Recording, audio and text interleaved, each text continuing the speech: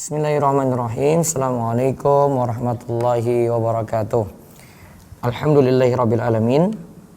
Hamdan katsiran thayyiban mubarakan fi kama yuhibbu rabbuna wa yardah. Wa asyhadu an la ilaha illallah wahdahu la syarikalah. Wa asyhadu anna Muhammadan abduhu wa rasuluh. Allahumma shalli ala nabiyyina Muhammad wa ala alihi wa man tabi'ahum bi ihsanin ila yaumiddin. Allahumma inna nas'aluka ilman nafi'a wa rizqan thayyiba wa amalan mutaqabbala. Puji syukur kita panjatkan pada Allah. Selawat dan salam semoga tercurah pada Nabi besar, Nabi agung, Nabi kita Muhammad sallallahu alaihi wasallam. Baik, pagi ini kita akan kembali melanjutkan pembahasan dari buku panduan Ramadan kontemporer yang kita rutin bahas setiap pagi ini, dan sudah sampai pembahasan sholat Idul Fitri. Sekali lagi buku ini lengkap membahas masalah puasa, sholat tarawih, itikaf, menyambut Lailatul Qadar, mendapatkan Lailatul Qadar, hingga pada saat ini ada pembahasan panduan sholat Idul Fitri. Pertemuan berikutnya lagi nanti kita bahas tentang puasa Syawal, hingga pada tips mudik penuh berkah. Nah, sekarang kita lihat di halaman 245 dari buku panduan Ramadan kontemporer ini. Bisa dilihat sekarang tentang tata cara sholat Idul Fitri. Monggo. Tidak ada sholat sunnah qabliyah id dan ba'diyah id. Tidak ada sholat sunnah qabliyah id dan ba'diyahnya. Jadi tidak ada qabliyah Idul Fitri atau Idul Adha dan ba'diyahnya, itu tidak ada. Dari Ibnu Abbas, ia berkata, anna Rasulullah sallallahu alaihi wasallam kharaja yauma adha au fitrin kharaja yauma adha au fitrin fa shalla rak'ataini lam yusalli qablaha wala ba'daha. Rasulullah sallallahu alaihi wasallam pernah keluar pada hari Idul Adha dan Idul Fitri. Lalu beliau mengerjakan sholat Aid 2 rakaat, namun beliau tidak mengerjakan sholat qabliyah maupun ba'diyah Id. Nah, di sini namanya beliau meninggalkan sesuatu. Kita dikatakan mengikuti ajaran Nabi Shallallahu Alaihi Wasallam jika ya kita ikut untuk meninggalkannya juga. Justru kalau kita punya anggapan baik untuk melakukan yang Nabi Shallallahu Alaihi Wasallam tinggalkan, maka kita terjatuh dalam bid'ah. Maka salah satu mengikuti ajaran Nabi adalah meninggalkan apa yang beliau tinggalkan. Jadi kalau dikatakan Nabi tidak lakukan, maka jangan kita punya inisiatif sendiri untuk melakukannya. Jadi seperti di sini ada qabliyah Idul Fitri, Idul Adha atau ba'diyahnya, itu tidak ada, maka kita tinggalkan karena Nabi Shallallahu Alaihi Wasallam meninggalkannya, tidak melakukannya. Kemudian 246, tidak ada azan dan iqamah ketika sholat Aid. Artinya tidak ada azan untuk manggil jamaah, tidak ada iqamah juga untuk memulainya sholat. Dari Jabir bin Samurah, ia berkata, "Sholaitu ma'a Rasulillah sallallahu alaihi wasallam al-aidaini ghaira marratin wala marrataini bi ghairi adzanin wala iqamatin." Aku pernah melaksanakan sholat Id, Idul Fitri dan Idul Adha bersama Rasulullah sallallahu alaihi wasallam. Bukan hanya sekali atau 2 kali. Ketika itu tidak ada azan maupun iqamah. Nah, ketika itu tidak ada azan dan iqamah. Nah, ini juga namanya sunnah tarkiyah yang Nabi SAW itu tinggalkan. Kalau kita tidak melakukannya, itu malah sesuai dengan tuntunan Nabi SAW. Justru kalau kita melakukannya, malah tidak sesuai dengan tuntunan Nabi SAW. Artinya tidak ittiba pada Nabi. Terus Ibnu Qayyim rahimahullah mengatakan, jika Nabi Shallallahu Alaihi Wasallam sampai ke tempat sholat, beliau pun mengerjakan sholat Id tanpa ada azan dan iqamah. Juga ketika itu untuk menyeru jamaah tidak ada ucapan as-sholatul jami'ah, yang termasuk ajaran Nabi Shallallahu Alaihi Wasallam adalah tidak melakukan hal-hal semacam tadi. Jadi tidak ada azan dan iqamah, tidak ada panggilan as-sholatul jami'ah. Nah, ini semua kalau kita tinggalkan, ini termasuk sunnah Nabi Shallallahu Alaihi Wasallam. Maka Ibnu Qayyim katakan terakhir, yang termasuk ajaran Nabi SAW adalah tidak melakukan hal-hal tadi. Nah, itu berarti kita manut pada tuntunan Nabi. Nah, sekarang kita lihat tata cara sholat Id.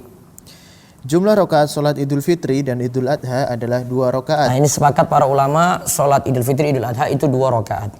Terus Adapun tata caranya adalah sebagai berikut. tata caranya sebagai berikut. Pertama, Memulai dengan takbiratul ihram sebagaimana solat-solat lainnya. nah kita mulai dengan takbiratul ihram. Allahu Akbar. Ucapan takbir pertama itu namanya takbiratul ihram. Disunahkan mengangkat tangan. Yang wajibnya di sini adalah ucapan Allahu Akbarnya. Terus yang kedua, Kemudian bertakbir yaitu takbir zawaid atau tambahan sebanyak 7 kali takbir selain takbiratul ihram sebelum memulai membaca Al-Fatihah. Boleh mengangkat tangan ketika takbir-takbir tersebut sebagaimana yang dicontohkan oleh Ibnu Umar. Ibnul Qayyim rahimahullah mengatakan, Ibnu Umar yang dikenal sangat meneladani Nabi SAW biasa mengangkat tangannya dalam setiap takbir. jadi sedekap, sudah takbir kita sedekap. Terus langsung saja mulai baca iftitah. Ya, kita mulai baca iftitah. Ya, misalnya Allahumma ba'id baini wa baina khotoyaya. Setelah itu angkat tangan. Allahu Akbar. Ya. Terus sampai 7 kali di luar takbiratul ihram. Berarti kalau tambah takbiratul ihram jadi 8. Allahu Akbar. Allahu Akbar. Ya, terus yang ketiga. Di antara takbir-takbir yaitu takbir zawaid yang ada tadi tidak ada bacaan zikir tertentu. Namun ada sebuah riwayat dari Ibnu Mas'ud yang mengatakan di antara tiap takbir hendaklah menyanjung dan memuji Allah. Syekhul Islam mengatakan bahwa sebagian salaf di antara tiap takbir membaca bacaan. Ya, sebentar. Saya lagi cari untuk iftitah tadi letaknya di mana. Tentang masalah iftitah tadi, menurut ini dalam Al-Mawsu'af Al-Fiqhiyah disebutkan, menurut mazhab Hanafiyah, Syafi'iyah terdahulu dari pendapat terdahulu dari Hanabila juga bahwa iftitah tadi pada sholat Id dibaca setelah takbiratul ihram dan sebelum takbir yang lainnya, berarti sebelum takbir zawaid. Dilakukan pada rakaat pertama saja. Seseorang yang sholat Id memulai dengan takbiratul ihram lalu memuji Allah dalam doa iftitah tadi, lalu kemudian bertakbir takbir tambahan. Juga kata Ibnu Qudamah, doa iftitah dibaca setelah takbir pertama. Kemudian diikuti dengan melakukan takbir zawaid untuk sholat Id. Setelah itu membaca ta'awudz, ya, diikuti dengan membaca surat. Nah, ini juga pendapat dalam mazhab Syafi'i. Dan ada pendapat yang lainnya lagi, doa iftitah dibaca setelah takbir zawaid tadi. Namun yang lebih aman seperti pendapat yang pertama. Setelah takbiratul ihram langsung membaca doa iftitah lalu takbir zawaid, takbir tambahan. Di rakaat pertama itu 7 kali takbir tambahan, di rakaat kedua 5 kali takbir tambahan. Jadi urutannya ya. Allahu Akbar takbiratul ihram. Letakkan terus baca doa iftitah. Ya. Ada yang pakai Allahu Akbar kabira atau Allahumma ba'id baini. Ya, atau subhanakallahumma rabbana wa bihamdika atau subhanakallahumma bihamdika tabarakasmuka wa ta'ala jadduka wa la ilaha ghairuk gitu. Nah, baru kemudian takbir 7 kali. Allahu Akbar. Allahu Akbar. Allahu Akbar. Nah, sekarang kita lihat di antara takbir-takbir tadi ada takbir zawaid yang 7 tadi. 1, kedua itu baca apa? Apa diam saja? Kata Syekhul Islam Ibnu Taimiyah, sebagian salaf itu di antara takbir itu membaca subhanallah walhamdulillah wala ilaha illallah wallahu akbar. Allahumma gfirli warhamni. Maha suci Allah, segala pujian baginya, tidak ada sesembahan yang benar untuk disembah selain Allah. Ya Allah, ampunilah aku dan rahmatilah aku. Nah, di situ ya subhanallah walhamdulillah wala ilaha illallah wallahu akbar. Mau berhenti dari sampai situ juga boleh atau lanjut Allahumma gfirli warhamni. Jadi subhanallah walhamdulillah wala ilaha illallah wallahu akbar. Allahumma gfirli warhamni. Ya, terus. Namun ingat, sekali lagi, bacaannya tidak dibatasi dengan bacaan ini saja. Boleh juga membaca bacaan lainnya, asalkan di dalamnya berisi pujian pada Allah. Asalkan dalamnya berisi pujian pada Allah, boleh dibaca berarti. Nah, ini setelah takbiratul ihram, doa iftitah, baru kemudian kita masuk takbir tambahan 7 kali atau 5 kali untuk rakaat kedua ya. Terus, keempat. Kemudian membaca Al-Fatihah, dilanjutkan dengan membaca surat lainnya. Surat yang dibaca oleh Nabi SAW adalah surat Qaf pada rakaat pertama dan surat Al-Qamar pada rakaat kedua. Ada riwayat bahwa Umar bin Al-Khattab pernah menanyakan pada Waqid Al-Laitsi mengenai surat apa yang dibaca oleh Rasulullah sallallahu alaihi wasallam ketika salat Idul Adha dan Idul Fitri. Ia pun menjawab, kana yaqra'u fihima biqaf wal Qur'anil Majid iktarabatis sa'atu wa syaqqal qamar. Nabi sallallahu alaihi wasallam biasa membaca Qaf wal Qur'anil Majid, surat Qaf, dan iktarabatis sa'ati wan syaqqal qamar, surat Al-Qamar. Ya. Ini yang pilihan pertama ya. Surat yang dibaca setelah Al-Fatihah, rakaat pertama baca Qaf, berarti lengkap itu. Lebih daripada 40 ayat. Terus iktarabatis sa'atu wa syaqqal qamar, surat Al-Qamar itu di rakaat kedua setelah Al-Fatihah. Terus boleh juga membaca surat Al-A'la pada rakaat pertama dan surat Al-Ghasyiyah pada rakaat kedua. Dan jika hari Id jatuh pada hari Jumat, dianjurkan pula membaca surat Al-A'la pada rakaat pertama dan surat Al-Ghasyiyah pada rakaat kedua pada sholat Id maupun sholat Jumat. Nah, lihat ya, boleh juga membaca surat Al-A'la pada rakaat pertama, Sabbihisma rabbikal a'la, dan Al-Ghasyiyah pada rakaat kedua, Hal ataka hadisul ghasyiyah. Ini pada hari Jumat, juga ini pada sholat Id, dan juga jika sholat Id jatuh pada hari Jumat. Jadi ketika sholat Jumatnya baca surat yang sama seperti itu. Kita lihat hadis dari An-Nu'man bin Bashir. Ia berkata, kana Rasulullah sallallahu alaihi wasallam yaqra'u fil idaini wa fil jum'ati bi sabbihisma rabbikal a'la wa hal ataka hadisul ghasyiyah. Qal wa idza istama'al idu wal jum'atu fi yawmin wahidin yaqra'u bihima aidan fi sholataini. Rasulullah sallallahu alaihi wasallam biasa membaca dalam salat Id maupun salat Jumat Sabbihisma rabbikal a'la, surat Al-A'la, dan Hal ataka hadisul ghasyiyah, surat Al-Ghasyiyah. An-Nu'man bin Bashir mengatakan begitu pula ketika hari Id bertepatan dengan hari Jumat, beliau membaca kedua surat tersebut di masing-masing salat. Ya, terus yang kelima. Setelah membaca surat, kemudian melakukan gerakan salat seperti biasa, ruku, i'tidal, sujud, dan seterusnya. Nah, gerakan yang lainnya sama ya. Setelah baca surat, kemudian turun ruku, bangkit ke i'tidal, turun sujud, duduk antara dua sujud, dan bangkit lagi ke rakaat kedua. Terus keenam, bertakbir ketika bangkit untuk mengerjakan rakaat kedua. Nah, bertakbir ketika bangkit. Takbir intikal berarti pindah dari sujud kedua ke rakaat kedua. Terus ketujuh, kemudian bertakbir, yaitu takbir zawaid atau tambahan sebanyak 5 kali takbir selain takbir bangkit dari sujud sebelum memulai membaca Al-Fatihah. Nah, sebelum memulai baca Al-Fatihah ada takbir. Tadi di luar takbir ini ya, bangkit dari sujud ke rakaat kedua. Situ ada 5 kali takbir tambahan. Ya. Di luar takbir bangkit dari sujud tadi. Berarti kalau ditambah itu jadi 6. Ya, kita takbir lagi, bangkit dari sujud. Allahu Akbar tanpa angkat tangan ya. Terus mau sedekap, terus angkat lagi. Allahu Akbar. 1, Allahu Akbar. 2 sampai 5. Di antara takbir tadi baca seperti yang pertama. Subhanallah walhamdulillah wa la ilaha illallah wallahu akbar. Allahumma gfirli warhamni. Nah, ini ajaran sebagian salaf kata Ibnu Taimiyah. Terus yang ke-8. Kemudian membaca surat Al-Fatihah dan surat lainnya sebagaimana yang telah disebutkan di atas. Bisa memilih rakaat kedua surat Al-Qamar kalau gandengan dengan surat Qaf, dan surat Al-Ghasyiyah gandengan dengan surat Sabbihisma rabbikal a'la. Terus yang ke-9. Mengerjakan gerakan lainnya hingga salam. Mengerjakan gerakan lainnya, ingat ya, mengerjakan gerakan lainnya hingga salam. Ya.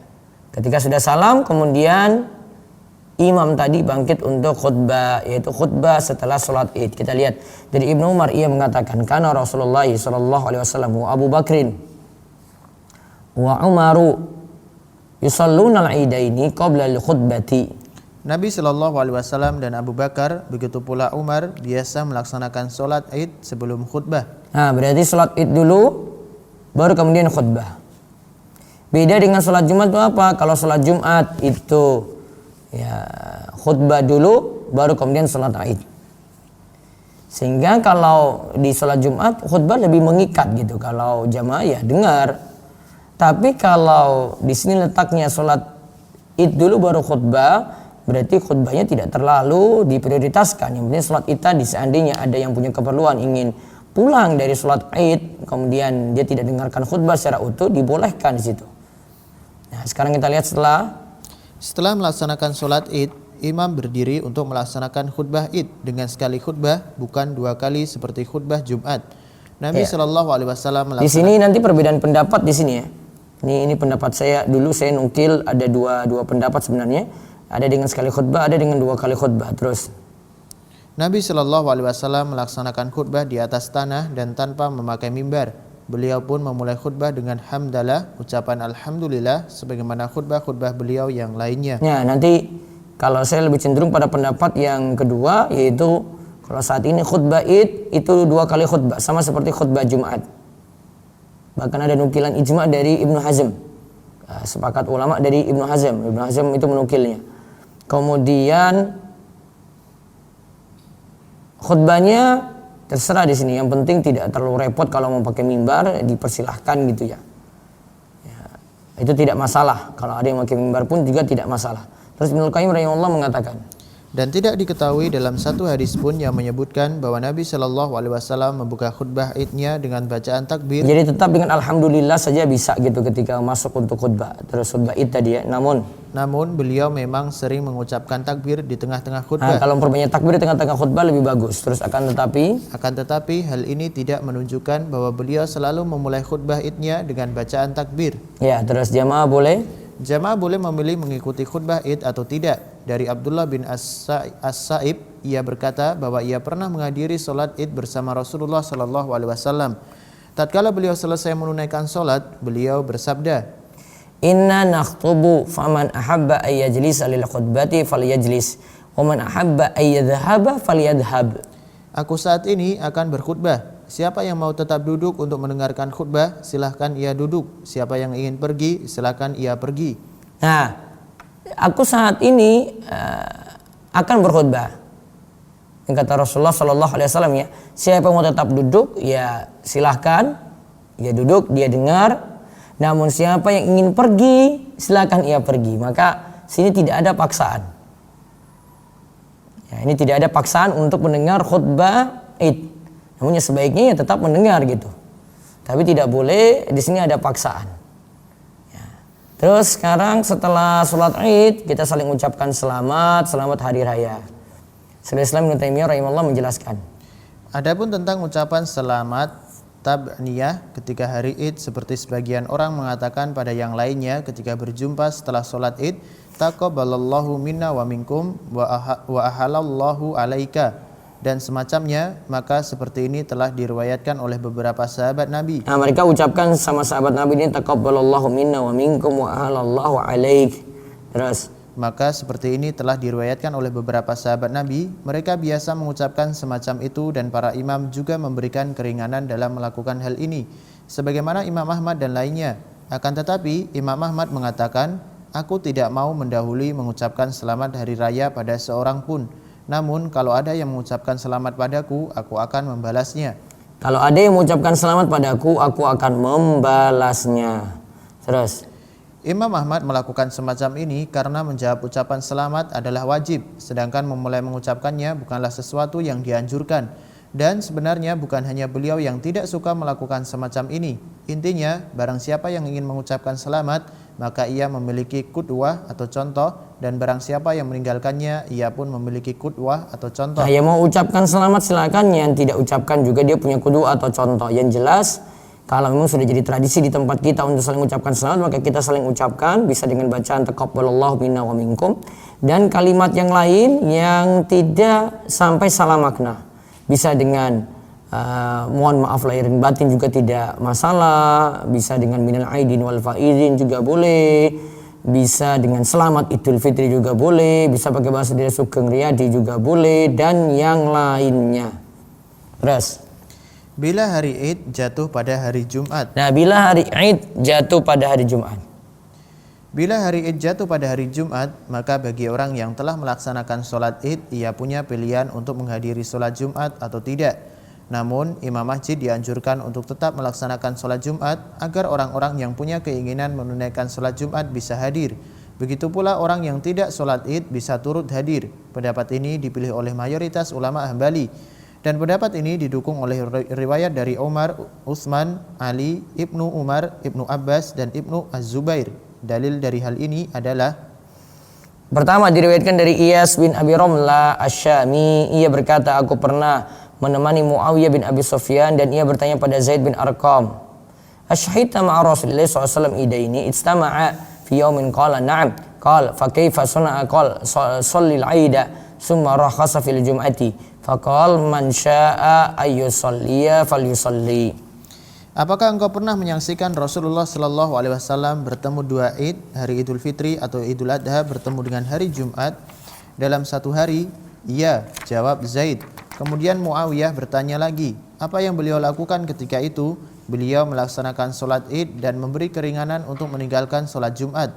Jawab Zaid lagi, Nabi Shallallahu Alaihi Wasallam bersabda, siapa yang mau sholat Jumat maka silahkan melaksanakannya. Nah, kalau dia bertemu dengan sholat Id dan hari Jumat ya, maka bisa melaksanakan sholat Id tanpa melaksanakan sholat Jumat boleh. Namun sholat Jumat kalau tidak dilaksanakan berarti diganti dengan sholat zuhur.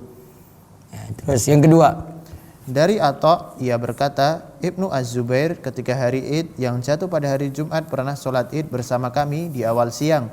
Kemudian ketika tiba waktu sholat Jumat, Ibnu Az-Zubair tidak keluar, beliau hanya sholat sendirian. Tatkala itu Ibnu Abbas berada di Taif. Ketika Ibnu Abbas tiba, kami pun menceritakan kelakuan Ibnu Az-Zubair pada Ibnu Abbas. Ibnu Abbas pun mengatakan, ia adalah orang yang menjalankan sunnah, ajaran Nabi as-sobas sunnah.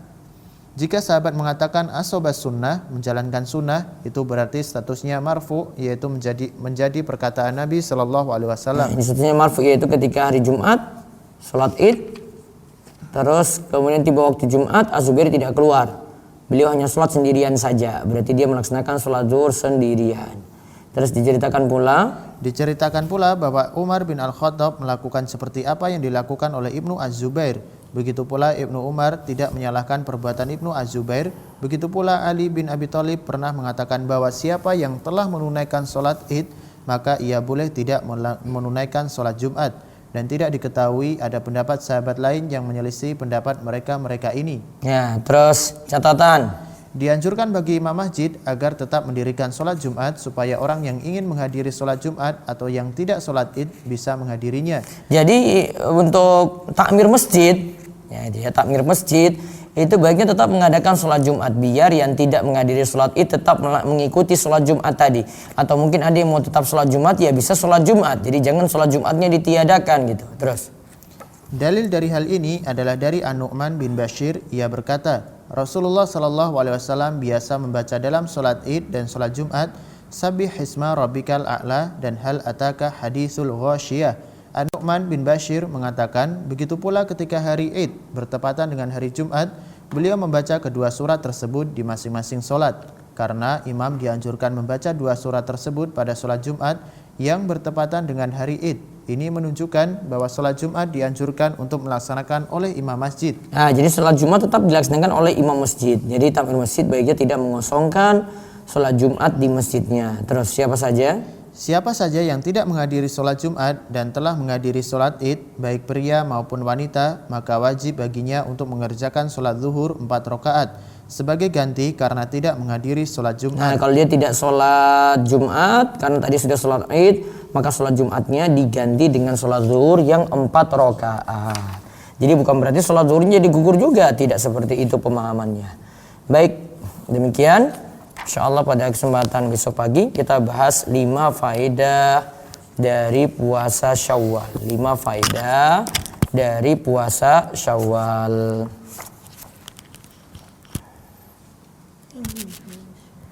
Nah, setelah itu baru nanti saya akan bahas dengan safar. Insyaallah saya akan tambah satu bagian safar lagi, itu dari pembahasan buku kami traveling. Ya, buku traveling. Harusnya para pendengar atau para pemirsa itu sudah memiliki buku ini ya. Nanti saya akan share buku tersebut silahkan untuk dimiliki, ada di Rumah Islam Store, Wifi Store maupun di reseller dan agen kami. Demikian. Baik, kita lanjut. Mungkin ada di chat, kalau tidak ada di chat bisa langsung ke RSN. Silakan yang di Zoom. Assalamualaikum Ustaz. Ya, waalaikumsalam. Izin bertanya, apakah ketika sholat di rumah boleh menggunakan makeup yang tidak berlebihan dengan catatan makeup digunakan setelah berwudu, kemudian menjaga wudu sampai sholat berikutnya? Jazakallahu khairan. Kalau seperti itu tidak masalah, wallahu a'lam. Kalau yang di luar rumah saya tidak sarankan. Ya. Berikutnya.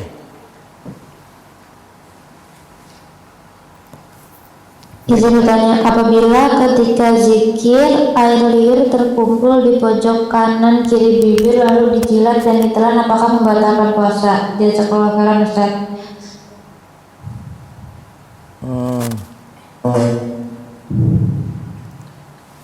Jumlahnya sedikit, tidak pengaruh pada lambung, maka tidak batal. Dan tidak disebut makan dan minum, tidak batal. Berikutnya lagi lewat chat silakan.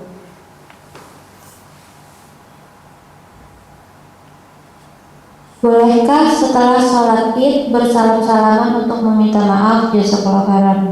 Sekadar untuk saling mengucapkan selamat boleh, dan tidak usah dipermasalahkan itu. Wallahu a'lam. Berikutnya lagi silakan. Bagaimana hukum zakat mal untuk mata uang emas atau perak yang besarannya kita keluarkan lebih dari 2,5%, untuk kehati-hatian apabila jumlahnya terlalu sedikit atau menghasilkan taksiran tertinggi apabila kadar emas atau perak atau jumlah mata uang yang dikeluarkan tidak ada dalam bentuk fisik? Dibolehkan seperti itu. Nanti yang lebihnya itu dianggap sebagai sedekah. Ya, berikutnya lagi. Ustadz mau tanya tentang baca Al-Quran. Ya. Bila kita baca Quran sendiri dan sudah berusaha membaca dengan tartil dan benar, tapi ternyata saat baca dengan guru padahal masih ada kesalahan baca pada panjang pendek dan tasydidnya, apakah kita berdosa Ustadz? Bila tidak berdosa, apa kita masih mendapat pahala? Jazakallahu khairan. Ya, baiknya bagi yang mau tilawah Al-Quran terutama di bulan Ramadan ya sudah menguasai tajwid-tajwidnya ya, tidak mengejar target buru-buru selesai tapi tajwidnya nggak benar gitu. Harusnya seperti itu. Saya nggak akan jawab pertanyaan tadi, tapi saya tolong minta perbaiki saja.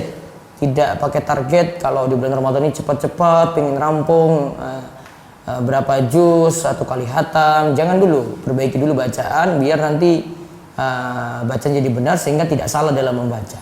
Karena ini Al-Quran yang dibaca, ini bukan komik yang dibaca, ini bukan buku biasa yang dibaca, ini Al-Quran kalam Allah. Ya, baik, berikutnya lagi.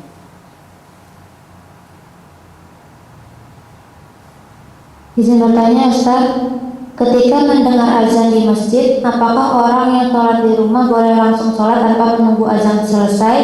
Dan setelah azan yang satu selesai, ketika sedang sholat, azan lain berkumandang, apakah boleh lanjut melaksanakan sholat Ustaz? Kalau ibu-ibu yang di rumah bisa langsung sholat ketika sudah masuk waktu sholat, bahkan meskipun belum azan.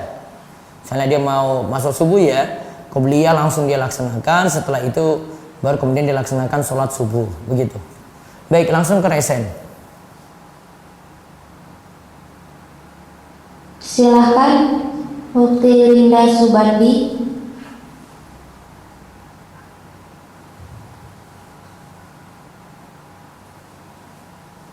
Linda Subandi. Ya, waalaikumsalam warahmatullahi wabarakatuh. Silakan. Terkait zakat emas, Ustaz, kalau zakat emasnya misalnya emasnya emas putih tapi ada berliannya, itu hitungannya gimana ya? Hitung emas putihnya aja atau gimana ya Ustaz? Hitung emas putihnya saja. Oh, jadi yang ditimbang emas putihnya aja ya? Iya, berliannya enggak. Oh iya, makasih Ustaz. Assalamualaikum. Waalaikumsalam warahmatullahi wabarakatuh. Berikutnya Ummu Zahra Romaisa. Bismillahirrahmanirrahim Ustaz. Waalaikumsalam warahmatullahi wabarakatuh. Kalau wanita lagi haid itu boleh tilawah Quran nggak Ustaz, baca Quran? Wanita lagi haid boleh baca Al-Quran, yang tidak boleh menyentuh mushafnya. Oh, jadi baca Qurannya juga jangan pakai mushaf ya Ustaz, pakai yang terjemahan berarti. bisa pakai mushaf tapi pakai sarung tangan atau enggak pakai Al-Quran terjemahan saja. Oh baik, baik Ustaz. Jazakallah Ustaz. Assalamualaikum. Waalaikumsalam warahmatullahi wabarakatuh. Ya, berikutnya lagi.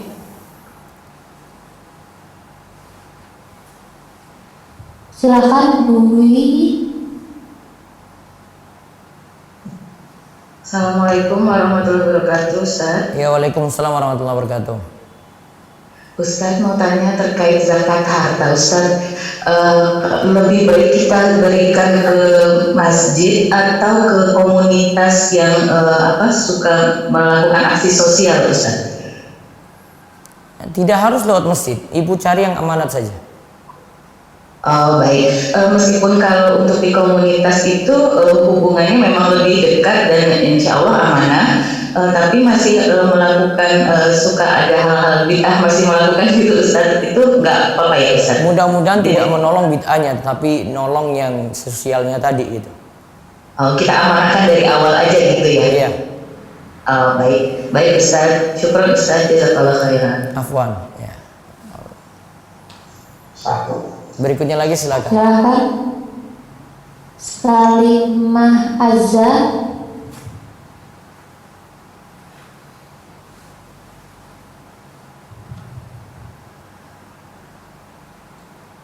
Ibu Salimah Azza.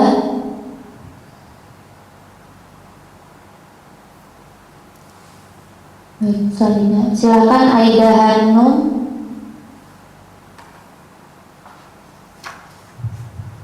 Assalamualaikum warahmatullahi wabarakatuh, Ustaz. Ya, waalaikumsalam warahmatullahi wabarakatuh. Silakan, Bu.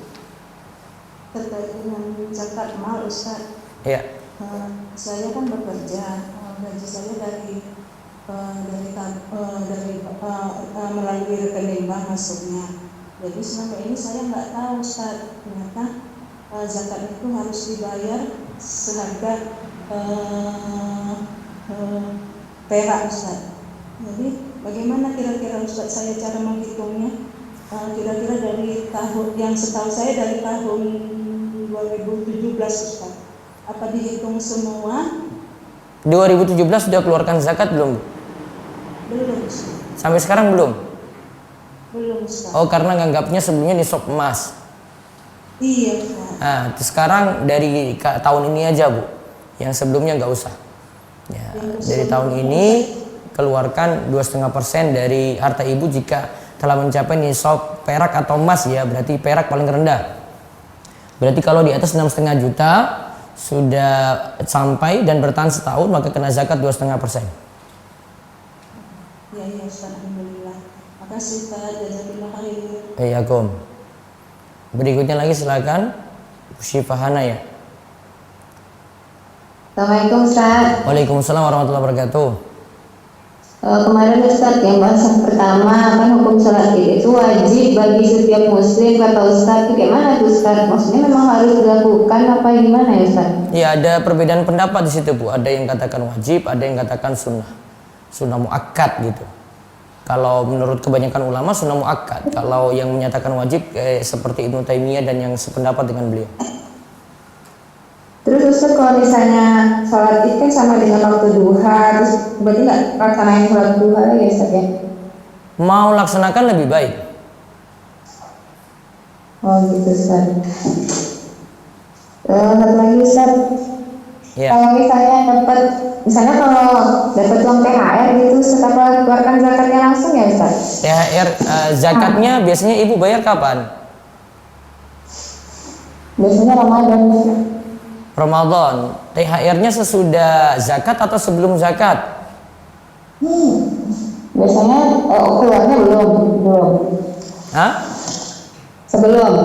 THR-nya sebelum zakat. Berarti sudah THR-nya dimasukkan ke hitungan zakat. Oh gitu Ustaz. Oh kamu belum mencapai haul ya Ustaz? Kan saya sudah bilang kemarin, Bu, uang itu nggak usah hitung satu-satu haulnya, Bu. Oh iya. Kebiasaan zakatnya kapan keluarkan gitu. Kalau kayak begitu, ibu akan repot ngurusnya tadi. Oh iya Ustaz. Nah Ustaz. Syukran Ustaz. Assalamualaikum. Waalaikumsalam warahmatullahi wabarakatuh. Berikutnya lagi silakan. Silakan Ibu Teti. Assalamualaikum warahmatullahi wabarakatuh. Ustaz. Waalaikumsalam warahmatullahi wabarakatuh. Ustaz mau ini lagi apa? Pertanyaannya tadi yang setelah 7 kali takbir dan 5 kali takbir itu pada sholat id itu kan masing-masing benar membaca subhanallah wa bihamdihi. Subhanallah wa la ilaha illallah wallahu akbar ya. Itu per takbir ya, Ustaz? Bukan akhir ya kan? Antara takbir. Iya. Setelah takbir kan? Iya. Berarti bukan dikumpulkan di akhir takbir gitu. Bukan. Iya. Antara takbir. Oh, iya. Ustaz mau tanya tentang zakat, Ustaz. Ya. Jadi kan kita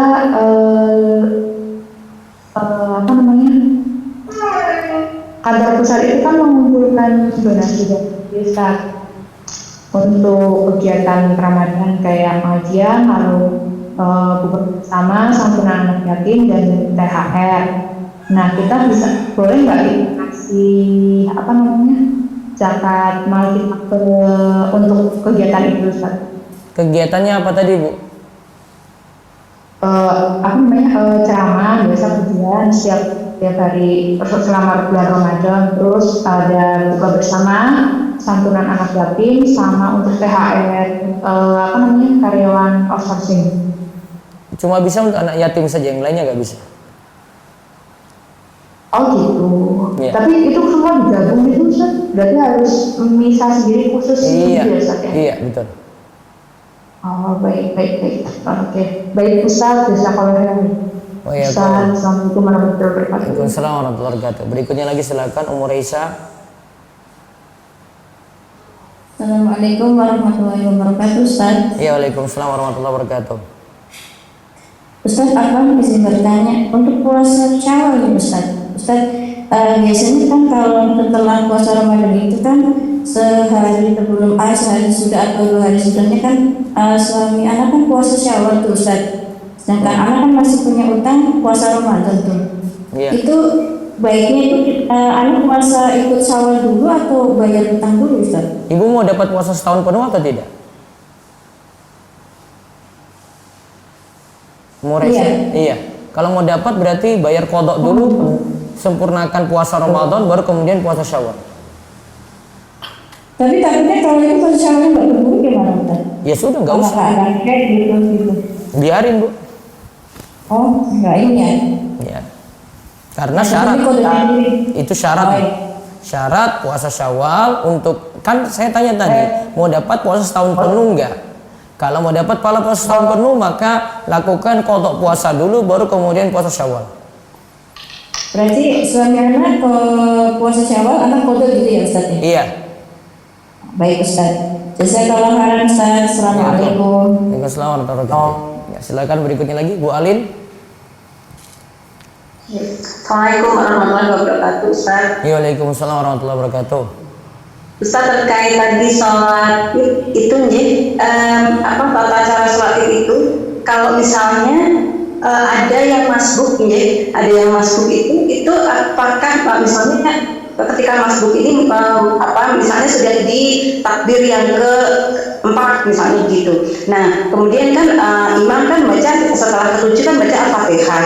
Nah, yang masbuk ini meneruskan menyempurnakan 7 takbir atau langsung mengikuti Al-Fatihah, Ustaz? Langsung mengikuti Al-Fatihah.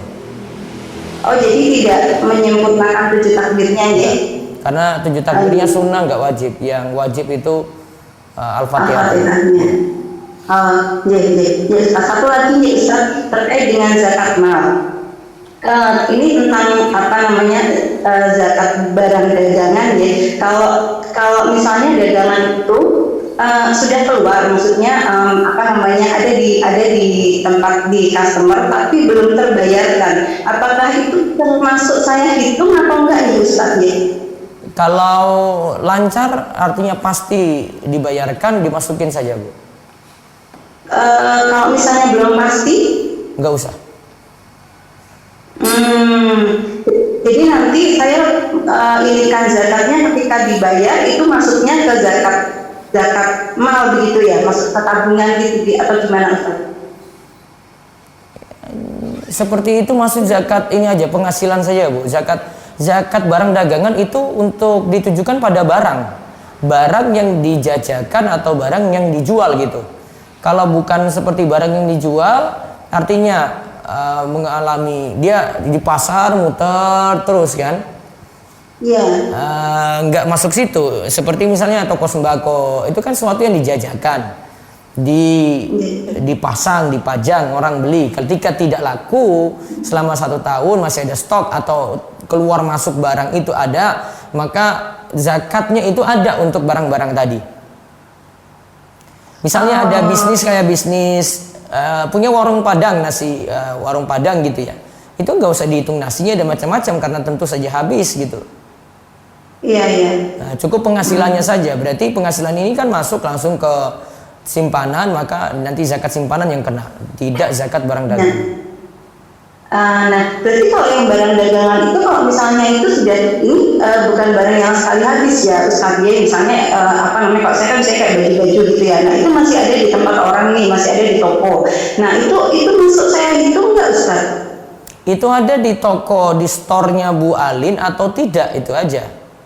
Tidak, di store-nya orang, di tempat orang. Itu berarti statusnya piutang. Kalau statusnya piutang itu kalau bisa balik masukin itu, namun kalau nggak pasti nggak usah dimasukin. Oh gitu ya. Iya. Jadi apa yang ada di tempat saya aja yang gitu. Iya betul sekali. Yang di tempat Bu Alin juga, tapi yang dijajakan, yang dijual. Kalau belum dijual baru jadi bajunya baru jadi, nggak usah dihitung. Oh gitu Ustaz. Baru jadi modal atau baru jadi produksi, belum dipromokan, nggak usah dihitung. Kalau misalnya masih bahan mentah, masih berwujud kain gitu, berarti nggak saya hitung Ustaz? Nggak usah. Bu Alin nggak jual kain, jual yang sudah jadi. Berarti tunggu barang itu jadi, dijajakan di tokonya sendiri, nah itu jadi barang dagangan. Namun kalau ini di store ke tempat lain, ya tunggu dulu mereka bayar, baru nanti masukin ke simpanannya Bu Alin. Penghasilan. Oh gitu. Jadi Ustaz, ya syukur Ustaz, jazakallahu khairan, barakallahu fikum. Iya kok, berikutnya lagi silakan.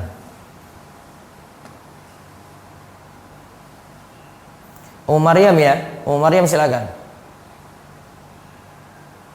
Bismillah. Assalamualaikum Ustaz. Waalaikumsalam warahmatullahi wabarakatuh.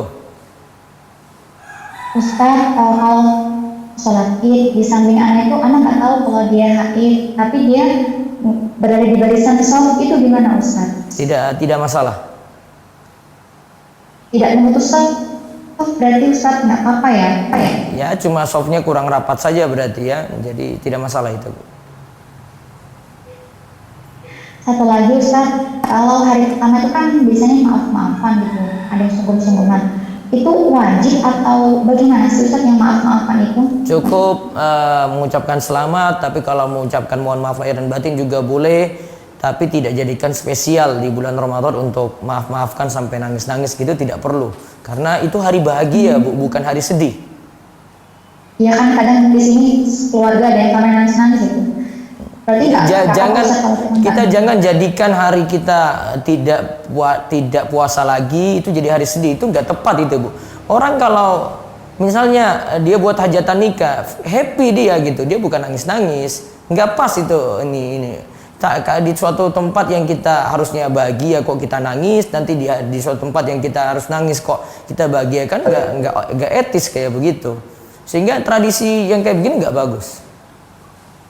Nah, berarti kalau Anda cuma mengucapkan selamat hari raya itu nggak apa-apa ya Ustaz? Iya. Atau mau dengan kalimat mohon maaf lahir dan batin juga nggak apa-apa. Oh, nah. Syukur Ustaz. Assalamualaikum. Waalaikumsalam warahmatullahi wabarakatuh.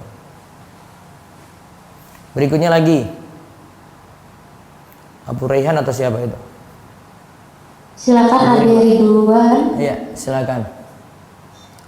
Bismillah, Assalamualaikum warahmatullahi wabarakatuh. Ustaz. Waalaikumsalam warahmatullahi wabarakatuh.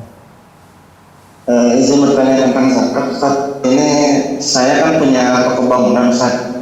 Toko bangunan ini memang masih awal sih buka-bukanya. Kalau misalkan kemarin saya hitung dulu jumlah barang di toko tuh kalau dihitungnya dari harga modal ya Ustaz, itu sekitar 20 juta. Kalau misalkan dihitungnya dari harga jual itu 30 juta. Nah itu kalau misalkan tidak haul, itu yang dihitungnya dari harga modal atau Harga jual. Harga jual. Terus kan untungnya masih sedikit Ustaz.